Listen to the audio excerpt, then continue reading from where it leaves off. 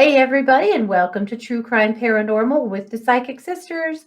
This is Katie Weaver, and I am here with my co anchor, partner in crime, and sister Christy Brower. Hello. Hello, hey everybody. How's it going? Really good. This is a creepy show. Yeah. I've been down a creepy rabbit hole in which I chose many things to not say, as I know you did too. We were like, "Oh God, why did we choose this?" Yeah, no, it's Yeah. good. It's very interesting information. But yeah, I've read some stuff that I was like, "Sorry, I ever had to know that." Okay, and Mhm. I'm a true crime podcaster. Like, it's kind of hard to shake me. Right? Yeah.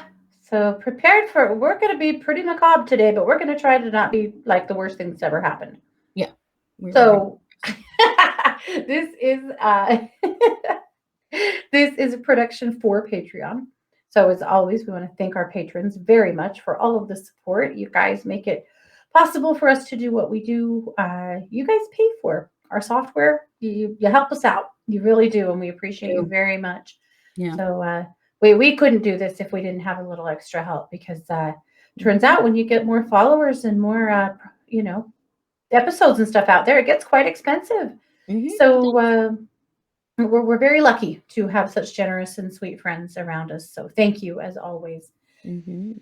This episode came to be because of our coverage that we did this last week of a notorious Idaho serial killer.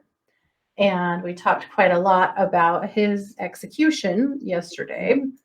And that, of course, is Paul Ezra Rhodes. And it's so much ick. But we went a little deeper into his actual execution, and it got me thinking about other executions. And I said it'd be kind of fun to do an episode called "Dead as a Doornail." you execution tales of execution, or something like that. We had a Mhm. good laugh about it, and then we went, actually, this is a really interesting topic. It is. We talk a lot about people that end up, with the death sentence. And, there are some people that are very for the death penalty, some people that are very against the death penalty, some people that are on the fence, depending on, the actual crime and the circumstances. But the truth is, the death penalty has been carried out for time immemorial Yeah, it in has. nearly every culture on our planet. Not all. We have occasionally had kings and countries that do not. Europe currently does not have a death penalty, but they did, once upon The a United time. States had a federal moratorium for like 30 years, Yes. and then Donald Trump ended it and Hmm. did a bunch of executions before the end of his presidency. Yeah. It's kind of Yes. expected that Biden will stop it again. I would imagine. Yeah. So the death penalty has come and it has gone, but it has been here for a really long time. It's Mhm. always happened, in some capacity in just any culture you look at on our planet. So, we thought it might be interesting today to take a look at a few more notorious cases, Mhm. or interesting cases at least. Mhm. So, the first case I'm going to share with you guys comes out of the US. This is Charles J. Guteau. He was the assassin of President Garfield. Mm. So, he was kind of a weird dude, but get this. This will sound so familiar to you, Christy. Mhm. He joined a religious commune as a young man Mm. and did not fit in there and was kind of a rabble rouser until they bullied him into leaving. Wow. We have heard that from two other serial killers, Yeah, we have. or more than two, maybe. We keep hearing that about these Mhm. young men that are troubled, that tried to join a monastery or a priesthood or something, and then it didn't work out. Isn't that interesting? That's very interesting. That's I probably it's so in itself. well, it is, the idea of how much religion can mess someone up Yeah, because yeah, there are religious overtones in so many serial killers. yeah. So eventually he became a bill collector. And that didn't turn out very well because it turned out he was not a big fan of paying his own debts. And so Why, of course not. eventually he wrote a speech, of all things, he wrote a speech in support of James A. Garfield when he was running for president in 1880. Mm-hmm. And Garfield's people picked up the speech and they used it maybe a couple of times. It wasn't like one of the ones that went down in the history books or anything, but it was used. Mm-hmm. And when Garfield won, Guteau decided that it was because of him, that Oh, he was the only reason that Garfield won because he wrote that speech, why, of course. and that Garfield owed him something for that. Oh boy. He wanted a consulship. He basically wanted a job in the presidency because he believed himself to be a political genius and he believed that he single handedly got President Garfield elected. Yikes. So he became a stalker. And basically, they just kept thwarting his efforts and shoving him aside and telling him it's not happening, you know. And he got really frustrated and pissed off and then decided that God had told him he needed to assassinate the president. Oh boy. So he made two attempts. The first time, at the last minute, he ended his plan because he learned that Garfield's wife was sick. And out of respect for her, he did not kill her husband. Wow. A stand up guy, guys. Yeah. Right? A murderer with a conscience, apparently. That's interesting. So the second time, he sneaks up on Garfield in a train station and shoots him twice in the back. Wow. So Garfield survived initially. He was in the hospital for 11 weeks and eventually died of infection. And it's interesting because doctors now and historians say that they really weren't very serious injuries. Mm-hmm. And if someone was shot like that now, they would easily survive. Mm-hmm. Sad. Hmm. Um, but interesting. So he actually died of infections. So Guteau tried to use that as a defense. He, of course, represented himself in court because don't forget he was a genius, right? 100%. Obvious. Of course he did. Yeah. And his defense was that he didn't kill the president. The doctors killed the president. He said, I just shot him. That didn't kill him. The doctors did. They didn't save him. Not That's my fault. It's their fault. weirdly similar to some things we've been hearing lately, doesn't it? Yeah. Yeah. Wow. Okay. So the trial was a disaster. He Mm. tried to claim insanity because he said that God was controlling his actions, not him. And so he actually tried to use that as an insanity plea. Mm. Um, his testimony was these big, wild-eyed rants of poems, his full autobiography, slinging insults at everyone in the courtroom, Wow. which just kills me. That just makes me Was laugh. he the Mark Means of 19, whatever this was? Basically, looking around the room, basically going, and you're bald and you're fat, and throwing shit around.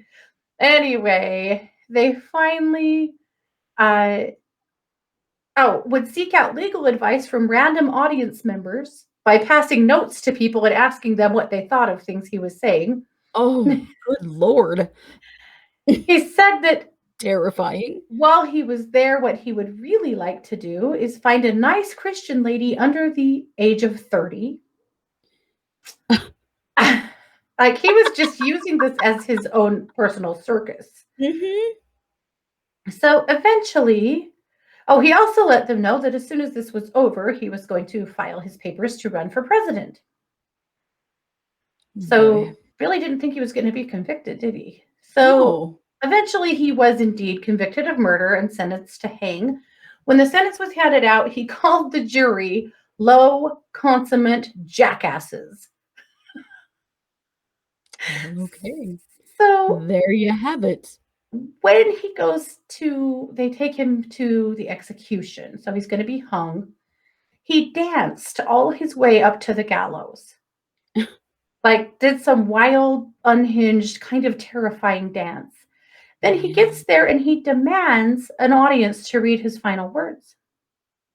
Ugh. And then he reads a few quotes from the book of Matthew. And then he says he's going to read a poem that he has written that same morning called I'm Going to the Lordy.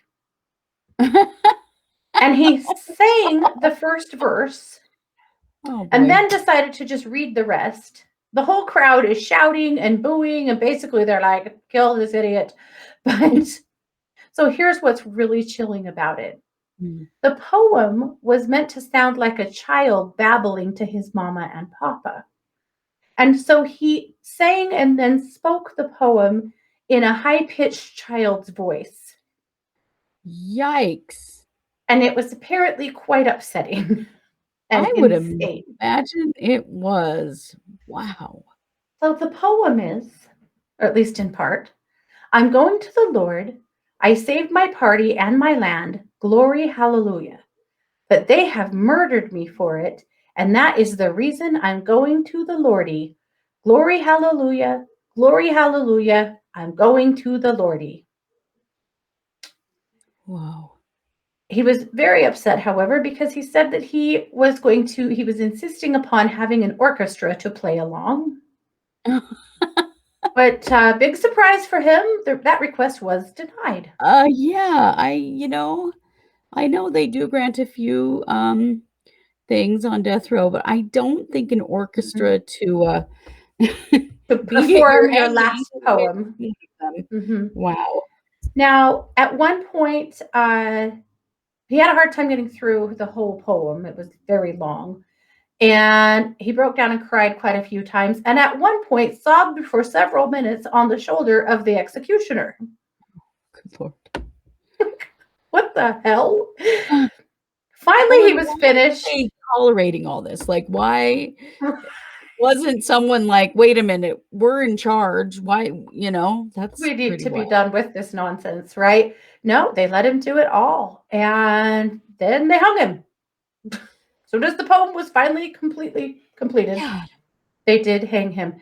So they actually believe now that he had syphilis Yeah, it kinda seems like it. and Yeah, that he brain was full of actually, holes. yeah, quite deranged. But at any rate, that is the completely bonkers execution of Charles Guiteau. Wow. Yep. Okay, well, I'm gonna tell you one. I'm not gonna say I'm gonna top that because I don't know I if we'll I top that I'm not today. 100% sure you can top that. Could you imagine hearing that poem in that sing-songy Oh, voice from oh my someone who is just about to be executed? Like, that's so horrifying. Horrifying. yeah. Okay, well, this is Stephen Moran. So Stephen Moran was a serial killer who was known as the Chameleon Ooh. because he went by multiple aliases, and he was a mass murderer, that went by Ray Constantine, David, just David, I guess, Robert Generoso, and some other names. He Okay. killed women across 9 states, Ooh. but unfortunately for his execution, he was a very severe drug addict, and I think that's part of why he killed so many people. He was eventually convicted for the murder of 3 young women, Okay. and, it's believed that he killed about 30. Oh, boy. So, there really was no sympathy for him, there was not really much in the way of defense for him, you know? He was sentenced to die in 2 separate states, but Texas basically got to him first in 1985. So, Texas used, of course, lethal injection, Yeah. intravenous, Mhm. injection, but his intravenous drug use had caused so many problems that his Mm, veins were just shot. He just didn't yeah. have a vein they could get. It took them 40 minutes to find a vein, Oh, and boy. then it took 11 more minutes for him to die because his veins were collapsed, and trying to get the medication to go in was really bad. Oh, what a Um, nightmare for the health professionals involved y in this. Oh, yeah, it's known as the toughest execution on record for that prison, in Texas, according to the mhm. Texas Department of Corrections. That it was really, really awful because it just took so long and was just torturous for everyone involved because they couldn't find a vein, and then when they did, it took forever for the medication to flow in because even that vein was no good. So it just was a really long one that Yeah. I think had a lot of I don't know, trauma to the people who had to administer those drugs. Mhm. He, of course, had found Jesus at the end of his life because so many of them do, I guess. Mhm. And um, during his execution, he said, Lord Jesus, I commit my soul to you. And that was sort of the last of it. But it just took so long that it was just horrifying. I mean, he Yikes. didn't dance or sing a poem at the end of his life or anything, so it's kinda hard to top, but it is known as one of the most difficult executions on record because Oh, how do you give an intravenous, do lethal injection for someone who has destroyed their veins to this point? right. So, Oh, that tough just one. horrifies me for the health professionals I because I know, can't me even too. imagine how awful that must have felt. Yeah, just being the people that have to do this in the first place and then for it to take that long and be that Yeah. difficult, not cool. Yeah, for sure. But he did finally go, and he did, Yeah. kill around 30 people, so, I mean, it's kinda hard to have a lot of sympathy for him, but Yeah. there you go. That's mine. Yeah. Yeah. Okay. Well, I'm going to back up 100 years to Okay. 1883. I'm going to tell you a little about a man named John Lee. Okay. John Lee lived in England. He was born in 1864. At 17, he was actually in England's Royal Navy and got sick and got discharged and then just kind of had a hard time finding himself. He started working for a footman or as a footman for a Mhm. colonel. And while he was working for him, he was busted for stealing from them. The article I read said he was a true kleptomaniac, that he stole everywhere he went. Wow. And so the Colonel Brownlow and his family uh, had him arrested, and he served 6 months hard labor in prison. And then he got out, and he was kind of bouncing around without a whole lot of prospects. And his sister got him a job. She was working for a woman named Emma Casey. She had a home called the Glen at Babbacombe, Mm. and she took him on and took a chance on him as a butler. Mm. His sister was a Interesting. cook. Yep. So it wasn't very long. He'd only worked there for a couple of months. And Miss Casey was bludgeoned to death with an axe. The murderer also slashed her throat and set her home on fire. Oh, yikes. So John became a suspect and was arrested. In 1885, he was convicted for the murder and sentenced to hang. The evidence that they had was one, he was the only male in the house. Two, he had a previous criminal record for stealing. Three, he had a small cut on his arm. And four, he had a small drop of blood on his clothes near the cut on his arm. Mm. That's it. That's what they convicted him on. Wow. And, of course, at that time, they had no idea if it was the right Yeah. person's blood or anything. He did not have an attorney. He had no representation until halfway through the trial. And then the prosecutor who prosecuted him for theft stepped in and said he was going to defend him because it wasn't right that nobody was defending him. Mhm. And because they really didn't have any true evidence. So Right. he tried, but he was convicted Mhm. and was sent to be executed. So on February 23rd, 1885, he was to be hanged. Mhm. So they took him to the gallows and did the final words and all of those things. Nothing fancy, Mhm. no No orchestra, dancing, no orchestra. Broadway performance, nothing at all. Uh, Oh my gosh. so the executioner uh, pulled the trap door, under his feet and it didn't open.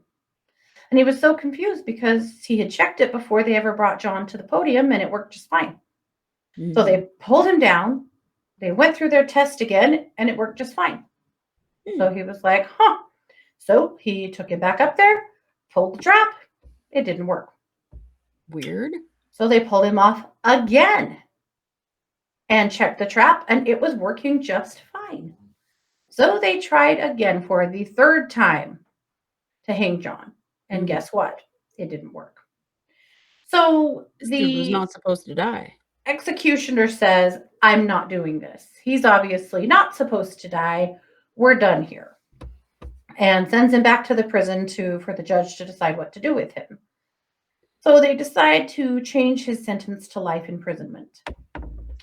After 23 years, a new attorney takes up his case, gets it in front of the courts again, and they decide that there really was no true evidence to convict him, and they let him go.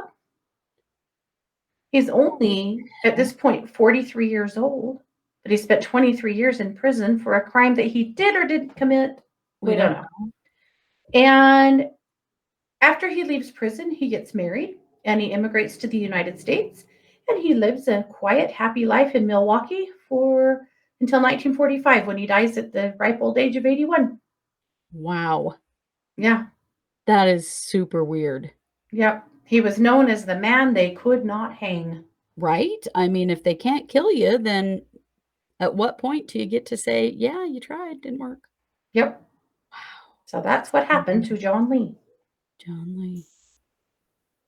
Good to know. Hmm. Yeah. Very interesting. So Well, pray. I will tell you about someone that should have died and did.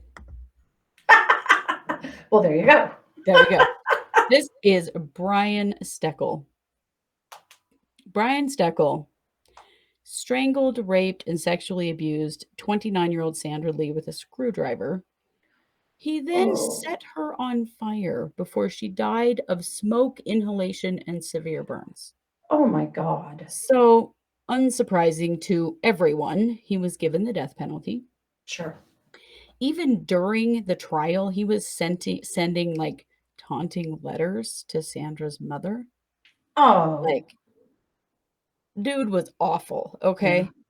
So he was served a bit of a taste of his own medicine during his execution. So there was a machine used to administer the lethal injection. You know, the lethal injection is a cocktail of like three medications. You know, there's this Hmm. whole thing, right? Well, the machine malfunctioned. It's funny because it reminds me like the gallows malfunctioned in favor of your guy. Hmm. The machine malfunctioned not in favor of my guy. Okay. So the part of the lethal injection that was supposed to be administered that was the sedative Hmm. didn't release. Oh. So they released the potassium chloride through his body with no sedative. And so he felt like his veins had been set on fire. And so he Oh. died feeling as though he were burning. Well, isn't that an interesting bit of Take karma? that, Brian Steckel. Pretty sure you deserved it for what you did to Sandra Longley. So yeah, Indeed. I thought that was really Wow. interesting that like he kind of got what he gave there. He sure did. Wow. Oh, Yeah. his face Oh, I is know. is too He's much yeah. for me. Yeah, Yeah. he's definitely got the look. Yikes. Ick. Okay, well, top that. Just kidding. Wow. Interestingly, my next case also has a little dose of karma at the end of it. Oh, well, there you go. Let's hear it. Yes. So this is Anne Green. And Anne, This drawing is what's Anne that? Green. This is a drawing of Anne Green. That is a drawing of Anne Green. Okay, Yes. gotcha. And I should have gotten into position to my story while you were talking and I forgot. Oh, Okay. it's okay. I So just was laughing over that. the That's cool. picture. So this happened in 1650. Ooh. Ergo the drawing. Yeah, of course, yes. Yes. A little before cameras. Just a So she little. was, yeah. She was 22 years old. She was a scullery maid. She Mm. was employed by someone named Sir Thomas Reed. He was a powerful landowner in Oxfordshire. Mhm. She was accused of infanticide. She was accused of murdering her baby. Okay. She was hanged. She was put in a coffin and brought to Oxford University physicians to be dissected.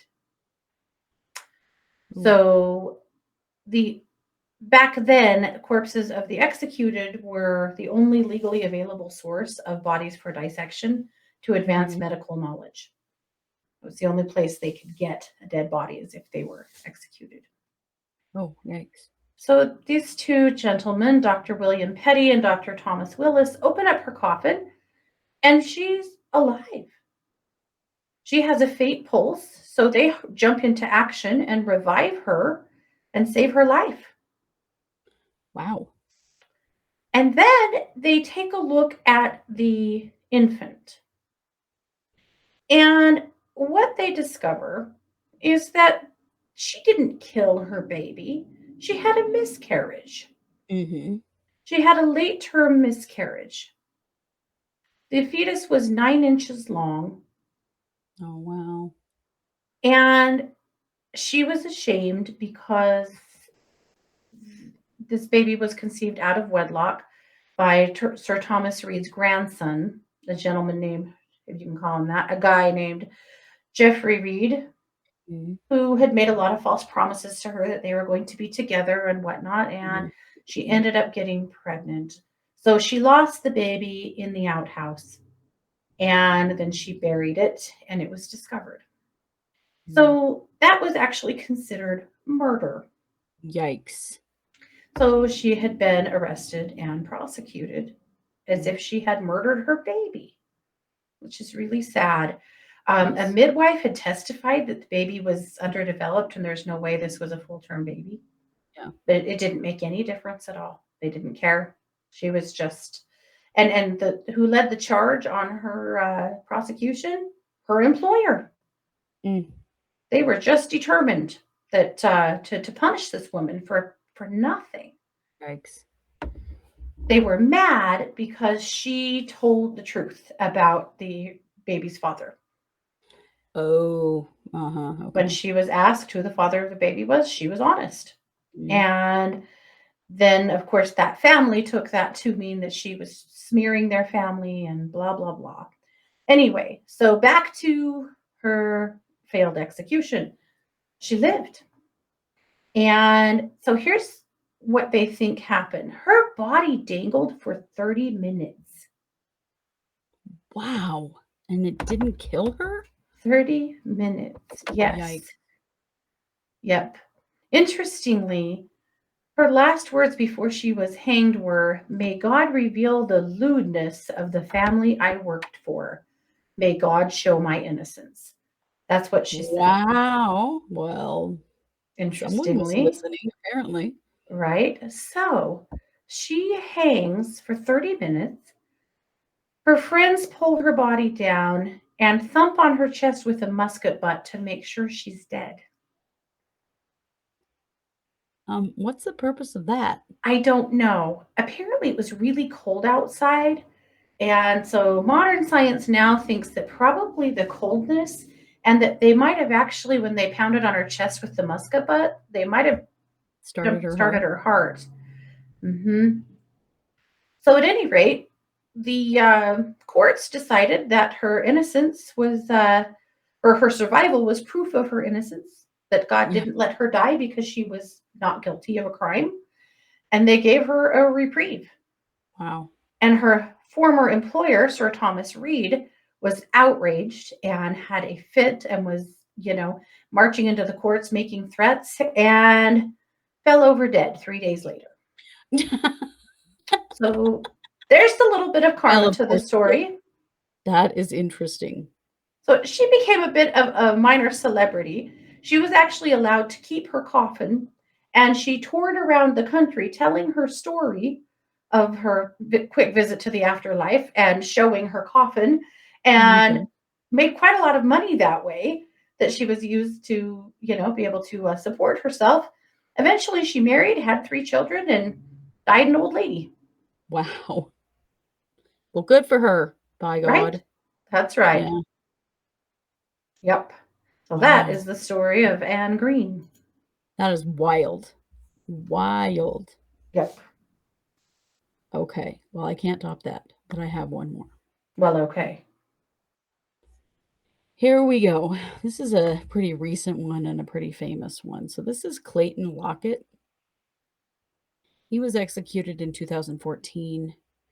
And because his execution was so botched, there's been, it really brought up a discussion again about capital punishment. And this, Hmm. so you may have heard of him. He was convicted of murder, rape, forcible sodomy, kidnapping, assault, and battery. Um, One of his worst crimes was that he beat and shot a 19-year-old friend of one of his victims. She was a woman who had witnessed some of his crimes. Oh, And when she said she was still going to go to the police, he beat her and shot her. She was still going to the police. So he and accomplice buried her alive. oh. Yeah. So he was a bad dude. Hmm. But what happened with him really made officials question the way that they do executions. So, on the day of his execution, he decided he was going to take matters into his own hands. He tried to hang himself with a noose made out of sheets. He cut his arm with a razor blade, and he took pills that he had been hiding, My trying God. to kill himself. Hmm. Uh, so they he wouldn't then he didn't die. He wouldn't Right. leave his cell, so they had to tase him to get him out of his cell to take him to be, The killed. execution room. Yeah. Yeah. Wow. So they were using this was bad. This state, and I can't remember what state it is, and my notes here don't say, but so this state was trying a cocktail of drugs that had not been tested in the United States. So this was a new cocktail of drugs for a lethal injection, hadn't been tested in the US. So once they were administered, he writhed, groaned, convulsed, and spoke during the execution. It took 43 minutes. And Mm. he even tried to get off the table Oh after they my thought he was God. unconscious, like, he just kinda kept coming back to life. Oh, Um, yeah, so there were, uh so the formula of drugs that were used are actually banned in some states. Veterinarians can't even use these for, euthanizing animals. But wow. they were used to euthanize him. So it was a very bad experience for everyone involved.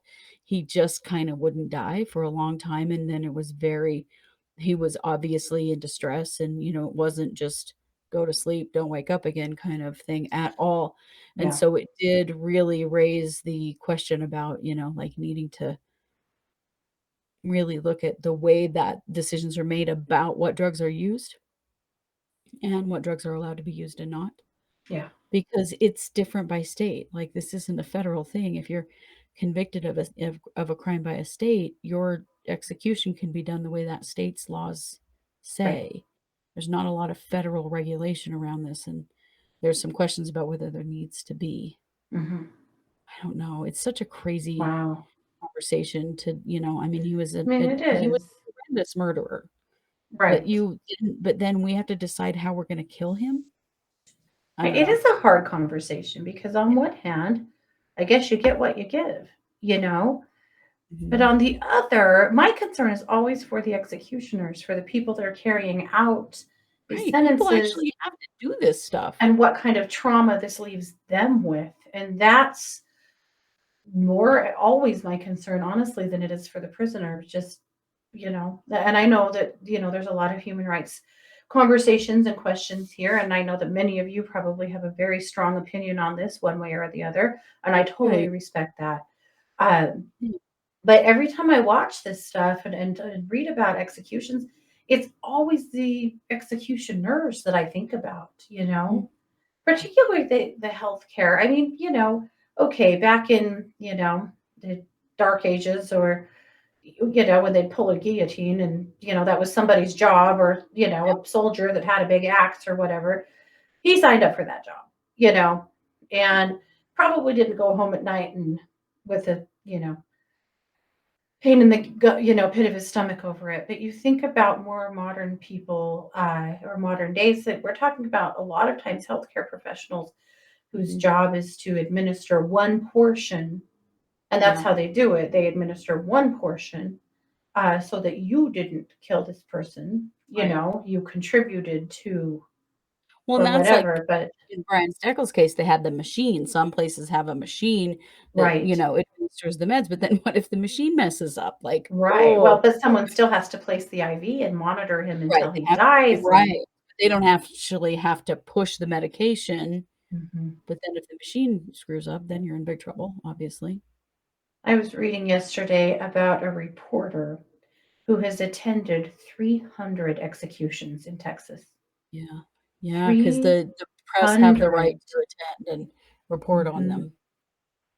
Yep. And she was just discussing, how the different tone of most of them, that most of them are actually really, really peaceful experiences Mm, that seem to really, truly bring some peace to families, and that some mhm. of them are extremely disturbing and traumatic experiences for all involved.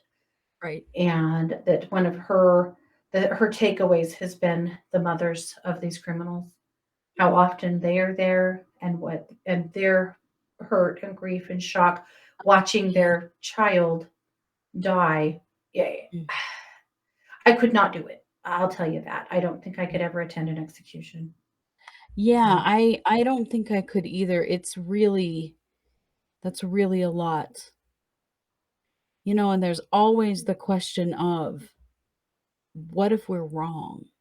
What if we're wrong and this Right. person is innocent and we've now murdered them?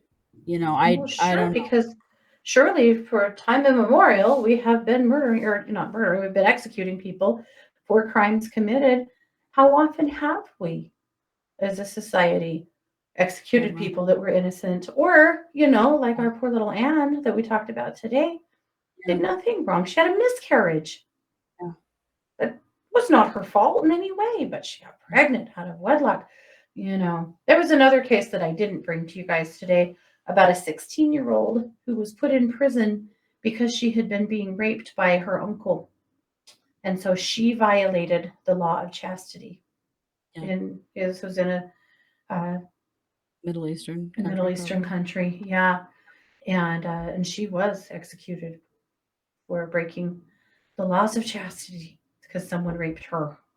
Yikes. And so, yeah, there's lots of moral questions about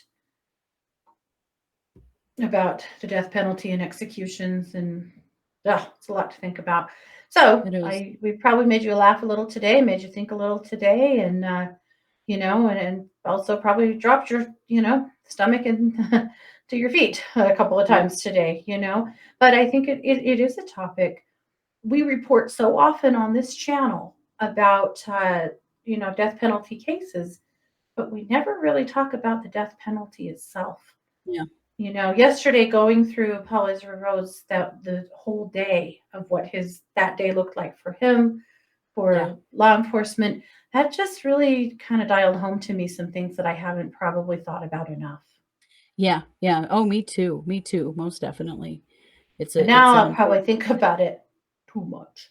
right, yeah, I know, me too. Because I didn't bring you some of the worst ones, but, it Me is something neither. that we have to consider as human beings to, Mhm. you know, most definitely. Yeah. Well, there you have it. That is our last Patreon for March. Yes, it So, is. again, we want to thank you guys for all you do for us. We appreciate you more than we will ever really be able to, say, but we do our best by bringing you a couple of extra episodes every month that we really think hard about. What would these guys really like to hear about? What would they think is interesting?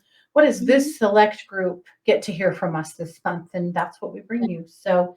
Um, so that's why we brought you this. I you're hope you, welcome.